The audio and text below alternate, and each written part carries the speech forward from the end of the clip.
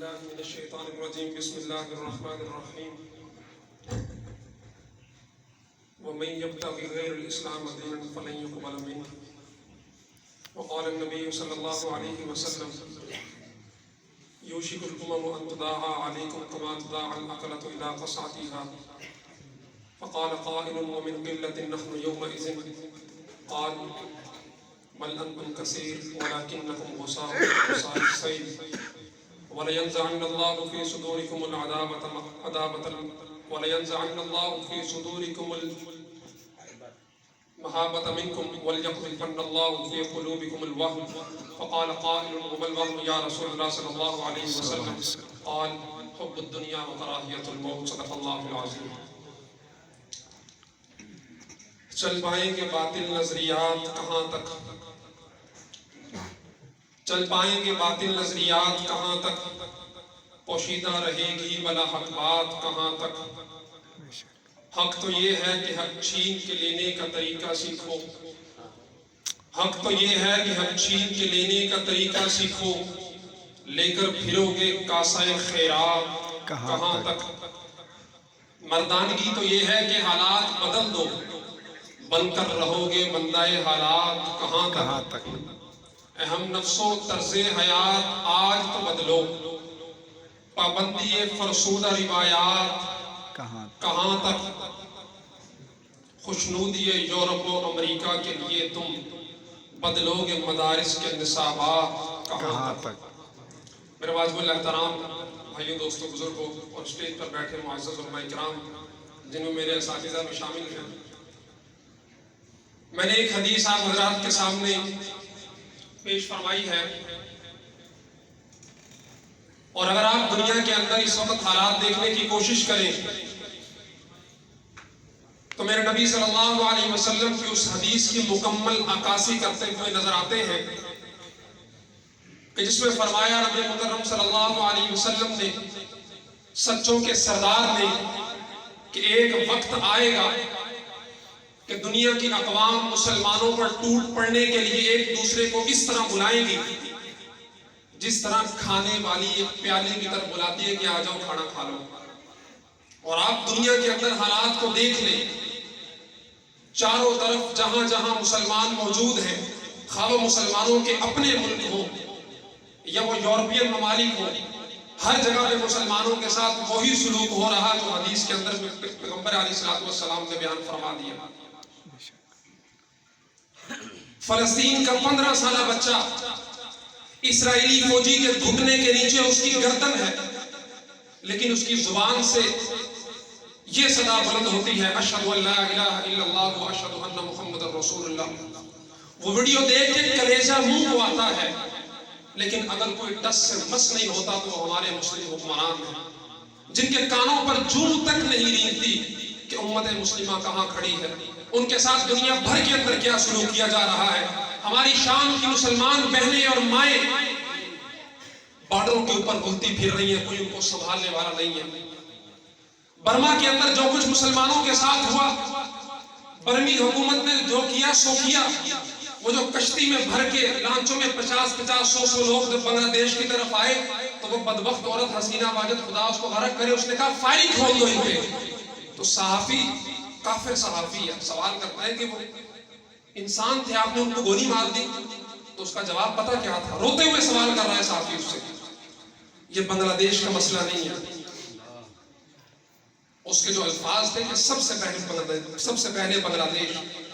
آپ کو یاد ہو پاکستان میں بھی کسی نے نعرہ لگایا تھا کہ سب سے پہلے پاکستان. چھوڑو بنگلہ دیش کو یار، یہ وہ ملک ہے جو اسلام کے نام پر بنا تھا، لا الہ الا اللہ کی بنیاد پر بنا تھا. کہ پاکستان کا حق نہیں بنتا تھا. برما کے اندر ظلم ہو رہا ہے، آ جاؤ پاکستان کا پاسپورٹ لے لو یہاں رہو. بڑی عجیب بات لگ رہی ہوگی یار، برما کے لوگ ہیں پاکستان کو پاسپورٹ دے. لیکن تب عجیب بات نہیں لگتی کہ جب دنیا کے کسی بھی کونے کے اندر پیدا ہونے والا دنیا کے کسی بھی کونے میں پیدا ہونے والا یہودی اسرائیلی پاسپورٹ کا مالک ہوتا ہے. امریکہ کے اندر پیدا ہو رہے ہو، انڈونیشیا میں پیدا ہو رہے ہو، ایران میں پیدا ہو رہے ہو، جس ممالک کی نیشنلٹی لینی ہے لے لو تمہارا، لیکن سب سے پہلا پاسپورٹ وہ اسرائیل کا ہوگا. دنیا کے اندر 2 ملک صرف ایسے ہیں جو مذہب کی بنیاد پہ وجود میں آئے، اسرائیل اور پاکستان، اور دونوں کو آپ دیکھ لیں۔ اسرائیل اپنے مذہب کو ڈیفینڈ کرنے کے لیے، دفاع کرنے کے لیے پوری دنیا کے اندر پراکسس چلا رہا ہے۔ بھارت ہندوازم کے فروغ کے لیے پوری دنیا کے اندر گھسا ہوا ہے۔ دور کیوں جانا، ہمارا پڑوسی ملک ایران اپنے مذہب کے دفاع کے لیے دنیا بھر کے عرب ممالک کے اندر سب سے زیادہ گھسا ہوا ہے۔ لیکن اگر کوئی لاوارث ہے، کوئی بیان و مددگار ہے، جس کے لیے کوئی آواز اٹھانے والا نہیں، جس کی سر پہ دست شفقت رکھنے والا کوئی نہیں، تو وہ صرف اور صرف مسلمان ہے۔ کیوں؟ حب الدنیا و کراہیت الموت۔ تعمیر ملل ہوتی ہے تعلیم و ہنر سے، یہ خواہش تعمیر محلات کہاں تھا۔ ہمارے عرب ممالک، امریکہ نے زیادہ بڑی بلڈنگ بنا لی ہے، دبئی اس سے بھی بڑی بنائے گا، ان سے آگے نکلے گا۔ امریکہ میں فلاں میوزک کنسرٹ ہوا، ریاض میں پچھلے دنوں میوزک کنسرٹ ہوا ہے، اور مدینہ کے اندر سینما کھل رہے ہیں۔ وجہ کیا ہے؟ وجہ صرف وہی ہے، حب الدنیا و کراہیت الموت۔ اور ایک چیز وہ ہے دین سے دوری۔ ہم کیا سمجھتے ہیں، نماز پڑھ لی ہم دیندار ہیں، غریبوں کو کھانا کھلا دیا ہم دین۔ یہ چھوٹے چھوٹے ثوابوں کے، کہہ رہے تھے کہ ہم چھوٹے چھوٹے ثوابوں کے نشے کے اندر ہیں کہ جی میں 5 وقت نمازی ہوں۔ تمہاری نمازوں سے کفر کو کوئی فرق نہیں پڑتا۔ اچھی بات ہے 600 دفعہ قرآن مجید میں آیا ہے، لیکن تم دن میں 100 رکعت نماز نوافل پڑھو، زکات دو، صدقات دو، کفر کو کیا فرق پڑ رہا ہے؟ کفر کو فرق تب پڑتا ہے جب کوئی اٹھ کے دین کی بات کرتا ہے۔ نماز کی تبلیغ کرنا دین کی بات نہیں ہے۔ دین کسے کہتے ہیں؟ ما کان لیأخذ اخاہ فی دین الملک ومن یبتغ غیر الاسلام دینا فلن یقبل منہ ان الدین عند اللہ الاسلام لیظہرہ علی الدین کلہ اذا جاء نصر اللہ والفتح ورأیت الناس یدخلون فی دین اللہ افواجا۔ دین سے مراد کیا ہے؟ نماز، روزہ، حج، زکات، یہ تو مذہب کا ایک حصہ ہے۔ زندگی کیسے گزارنی ہے تو مذہب کا ایک۔ دین کیا ہے؟ دین وہ نظام حکومت ہے، وہ نظام ریاست ہے، وہ طرز معاشرت ہے کہ جس کے لیے ہم بڑے خوش ہوتے ہیں کہ پاکستان ہم نے اس لیے حاصل کیا کہ جہاں پہ ہم آزادی کے ساتھ اپنی عبادت کر سکیں، اس لیے حاصل کیا۔ یہ سب سے بڑا مغالطہ ہمارے ذہنوں کے اندر ڈالا گیا، ہمیں ہمارے مقاصد سے دور کرنے کے لیے کہ مسلمان پاکستان کے اندر اپنے اپنے مساجد میں نمازیں ادا کرتے ہوئے، اپنے اپنے مذہبی فرائض ادا کرتے ہوئے خوش رہیں اور یہ اسلامی نظام کے نفاذ کا مطالبہ نہ کریں۔ جبکہ ہمارا تو قائم کرنے کا مقصد کیا تھا؟ 1924 کے اندر جو مولانا اشرف علی تھانوی نے تجویز پیش کی تھی، وہ پڑھ لیجیے کیا تھی۔ مقصد کیا تھا؟ مقصد صرف ایک تھا، آئیڈینٹی کلیئر ہونی چاہیے کہ ہم مسلمان ہیں اور ہم وہ خطہ لے رہے ہیں جہاں پہ اسلام بطور دین نافذ ہوگا، نہ کہ صرف اس لیے کہ ہم اپنی مسجدوں کے اندر۔ اس طرح کے جلسے تو بھارت کے اندر بھی ہوتے ہیں، اس سے بڑے بڑے ہوتے ہیں۔ مقصد کیا تھا؟ یوسف علیہ السلام نے جب اپنے بھائی بنیامین کو روکنا چاہا تو اس نے کہا کہ ہمارے ہاں یہ قانون نہیں۔ قرآن نے اس کو کس طرح بیان کیا؟ ما کان لیأخذ اخاہ فی دین الملک۔ بادشاہ کے قانون کے اندر یہ چیز نہیں ہے۔ دین کا مطلب کیا ہے؟ نظام ہے، قانون ہے۔ کیا ہم نے یہاں پہ دین کو نافذ کرنے کی کوشش کی؟ اور کیا جو دوسرا ملک جو ہمارے بعد وجود میں آیا انہوں نے اپنے مذہب کو دین کے نافذ کرنے کی کوشش کی؟ نہ صرف کوشش کی بلکہ پوری طرح اس کو امپلیمنٹ بھی کیا۔ 80 لاکھ لوگ ہیں صرف، آپ کے لاہور کی آبادی 80 لاکھ سے زیادہ ہے۔ دنیا بھر کے اندر 2.25 کروڑ صرف یہودی ہیں، لیکن پوری دنیا کو وقت ڈالا ہوا ہے، کیونکہ وقت ڈالنے کے لیے ایک بندہ ہی کافی ہوتا ہے۔ وہ چائنا کے اندر ایک بندے نے چمگادڑ کھائی تھی کچی اور پوری دنیا کو وقت ڈال دیا۔ تو ایک چنگاری کی ضرورت ہوتی ہے، شعلہ بن کر پھونک دے خشاف غیر اللہ کو، خوف باطل کیا کہ غارت کر باطل بھی تو ہے۔ ہم اپنے چھوٹے غریب کو کھانا کھلا دیا، وہ بھائی گھر کے اندر آگ لگی ہے اور تم کہہ رہے ہو بھائی بیٹھ کے کھانا کھا لو۔ مسلمان خطرے میں ہو، اسلام خطرے میں ہو، کس کو بچائیں گے؟ ہم مسلمانوں کو بچانے میں لگے ہوئے ہیں، اسلام کو بچانے کی کوئی بات نہیں کرتے۔ میرے 5 وقت کی نماز پڑھنے سے، 30 دن کے روزے رکھنے سے، حج کرنے سے، عمرے کرنے سے وہ اسرائیل میں بیٹھے، امریکہ میں بیٹھے عیسائی یہودی کو کیا فرق پڑتا ہے؟ ٹھیک ہے بھائی اپنے گھر کرتے رہو۔ فرق کہاں سے پڑتا ہے؟ جب تم IMF کے نظام سے چھٹکارے کی بات کر کے یہاں پہ اسلامی نظام نافذ کرنے کی کوشش کرو گے، جب تم یہاں پہ سودی نظام ختم کر کے اسلامی نظام نافذ کرنے کی کوشش کرو گے، پھر تم کھٹکنے لگو گے۔ ماشاءاللہ ماشاءاللہ ماشاءاللہ۔ ابھی تک ہمارے ذہن کنفیوز ہے، ہم نے کرنا کیا ہے؟ جب یہ کنفیوژن دور ہوگی، جب کلیئرٹی آف مائنڈ آئے گی، ہماری آئیڈینٹی کلیئر ہوگی کہ ہم مسلمان ہیں، اور مسلمان وہ ہوتا ہے جو صرف ایک ہی نظام کے تحت رہتا ہے، جو نظام محمد رسول اللہ صلی اللہ علیہ وسلم لے کے آئے، جس کو اللہ نے قرآن کے اندر کہہ دیا ان الدین عند اللہ الاسلام، اور اللہ نے کہا لیظہرہ علی الدین کلہ، میں غالب کر دوں گا سب ادیان پہ۔ ادیان سے مراد صرف یہ یہودیت عیسائیت نہیں ہے، بلکہ سوشلزم، یہ کمیونزم، یہ سرمایہ اشتراکیت، یہ ہیومینٹزم، یہ تمام ادیان بنتے ہیں، اور ان سب کے انبیاء ہیں۔ ان سب پہ یہ جو بائیڈن، یہ کوئی آپ کو کیا لگتا ہے عیسائی ہے؟ ان کا کوئی مذہب نہیں ہوتا، ان کے جو ادیان ہیں وہ ان کے قانون ہیں۔ 500 جلدوں کا انسائکلوپیڈیا امریکہ کا، جس کے تحت یہ امریکہ کا پورا آئین اور کانسٹیٹیوشن امینڈمنٹس بنتی ہیں۔ اور ہم اس بات کو ذرا سوچیں کہ پاکستان کے اندر ہمارا دین کیا ہے؟ 73 کا آئین، اور اس کے حوصلہ ہمیں یہ دیا ہوا کہ قرارداد مقاصد میں لکھا ہوا ہے کہ کوئی قانون اسلام کے مخالف اور قرآن مجید کے مخالف نہیں بنے گا۔ 1 سال کی قانون سازی آپ اٹھا کے دیکھ لیں، اس 1 سال کی کون سا قانون ایسا ہے جو اسلام کے مطابق، قرآن کے مطابق بنایا گیا؟ ہم ایک خلاف اسلام قانون کے خلاف آواز اٹھا رہے ہوتے ہیں کہ پتہ چلتا ہے کہ وہ پیچھے سے ایک اور قانون پاس ہو گیا، لیکن ہم خوش ہیں کہ 73 کا آئین تو اسلامی ہے، دیباچے کے اندر قرارداد مقاصد شامل ہے کہ کوئی قانون اسلام اور قرآن کے خلاف نہیں بنے گا۔ ان الدین عند اللہ الاسلام، اور دین سے مراد کیا ہے؟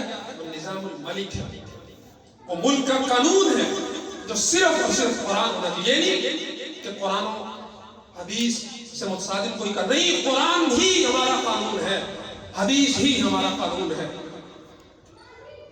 یہ جتنی لائنیں لگی ہوتی ہیں امریکن ایمبیسی کے باہر اور تمام ایمبیسیوں کے باہر کہ جی ہم نے ویزے لینے ہیں، ان تمام کو آپ پاکستان بننے سے لے کے اب تک کاؤنٹ کرنا شروع کریں، اور جو 9 کروڑ لوگوں نے 1947 کے اندر ہجرت کی تھی قانون اور پاکستان کی شہریت کے لیے، وہ کس لیے کی تھی؟ مقصد کیا تھا؟ مقصد صرف ایک ہی تھا۔ اگلے دن میں ایک ویڈیو سن رہا، 14 اگست کو ایک خاتون 9 بہنیں بتا رہی تھی ہمیں، اور 8 کی 8 بہنیں ہر اسٹیشن پہ ریپ ہوتا تھا، قتل ہوتی رہی، صرف وہ بچ گئی۔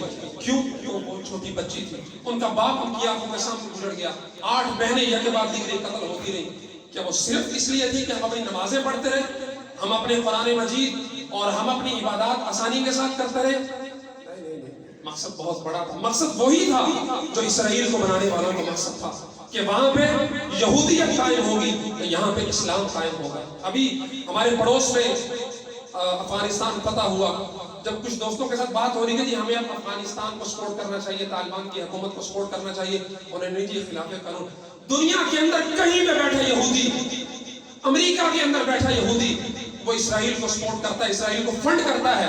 امریکہ کو کوئی مسئلہ نہیں ہے، امریکہ کو ٹیکس پورا دے، پھر اس کے بعد اسرائیل کو جو مرضی فنڈ کرتا رہے۔ لیکن اگر پاکستان میں رہنے والا مسلمان یہ بات کر دے کہ ہمارے پڑوس میں صحیح معنوں میں اسلامی حکومت آ رہی ہے، مجھے اس کو فنڈ کرنا ہے، اس کو سپورٹ کرنا ہے، تو فوراً جہادی، ایکسٹریمسٹ، شدت پسند۔ کیوں؟ ہم تو مسلمان تھے، چینو عرب ہمارا۔ ہمارے دوست طیب خان صاحب نے ابھی 9 نومبر کو یوم اقبال میں بڑی پیاری بات لکھی، ہم تو وہ ہیں جو کہتے ہیں چینو عرب ہمارا، ہندوستان ہمارا، ہم ہیں مسلم، وطن ہے سارا جہاں ہمارا۔ لیکن ہم کن چکروں میں پڑ گئے؟ سب سے پہلے پاکستان۔ برما والوں کا مسئلہ ہے بھائی خود سنبھالو۔ کیوں خود سنبھالو؟ کیا یہ ملک صرف خطہ زمین کے لیے تھا، یا اس لیے کہ یہ ملک مسلمانوں کی واحد امید بنے گا، مسلمانوں کی واحد آواز بنے گا؟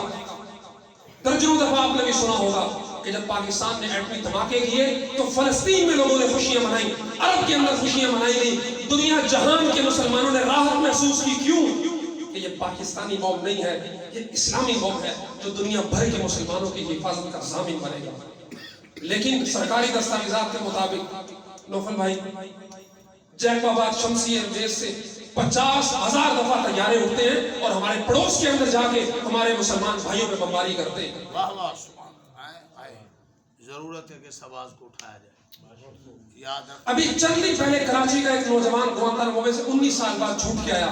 پتہ یہ چلا کہ وہ بیچارہ غلطی سے کسی شعبے کے اندر گرفتار ہو گیا تھا. یہ تو وہ بندہ ہی نہیں ہے, شکل ملتی تھی, اور امریکہ نے ایک سوری کا لیٹر دے کے اس کو فارغ کر دیا. کیا یہ وہی لوگ نہیں جن کا مشرف نے اپنی کتاب میں ذکر کیا کہ میں نے اتنے ڈالر کی وزن کو بیچا تھا؟ کیا ہمارا فرض نہیں بنتا کہ ہمیں پاکستانی کی حیثیت سے اپنے حکمرانوں سے یہ مطالبہ کریں کہ ہمارے اجداد نے جس بنیاد پہ قربانیاں دی تھی, جو مقصد احمد دیدار ایک بہت بڑا نام جانتے ہوں گے, سب سے پہلے امیگرینٹس میں تھے جو پاکستان آئے انڈیا کو چھوڑ کے, لیکن 4 سال بعد بیان دے کے چلے گئے تم جھوٹے تھے, تم نے جھوٹ اللہ کے نام پہ جھوٹ بولا ہم سے. ساؤتھ افریقہ چلے گئے, بعد میں بہت بڑا نام بنا 80s کا 90s کے, ڈاکٹر ذاکر کے استاد. بالکل وہ پاکستان آئے تھے. جب یہ پاکستان بنایا گیا, ابتدا کے اندر بیوی بچے کہتے تمہیں پتہ ہی نہیں ہم کیا چھوڑ کے آئے انڈیا میں, اور تم ہمیں یہاں پہ جھوٹ بول کے رہے. 4 سال بعد لانت بھیج کے چلے گئے کہ مجھے جو لارے دیے گئے تھے, جو خواب دکھائے گئے تھے, جو وعدے کیے گئے تھے, اور انہوں نے کہا کہ تم نے وعدے ہی کرنے تھے تو کم از کم قرآن کو تو بیچ میں نہ لاتے, اللہ کو تو بیچ میں نہ لاتے, کچھ سیکولرزم کی بنیاد پہ بنا لیتے, کچھ اور کہہ لیتے.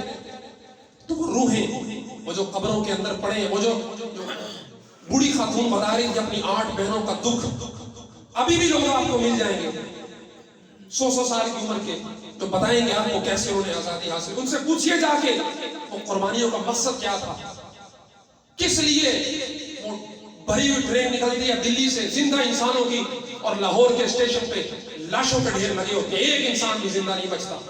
مقصد کیا تھا؟ مقصد صرف یہ تھا لیظہرہ علی الدین کلہ. اور کوئی بڑے لاؤ لشکروں کی ضرورت نہیں ہے, ایک چنگاری کافی ہوتی ہے, ایک چنگاری. جی اللہ تبارک و تعالی ہم سب کو دین اسلام کے غلبے کے لیے محنت کرنے کی, کوشش کرنے کی, اور جو لوگ محنت اور کوشش کر رہے ہیں ان کا دستبال کرنے کی توفیق نصیب فرمائے.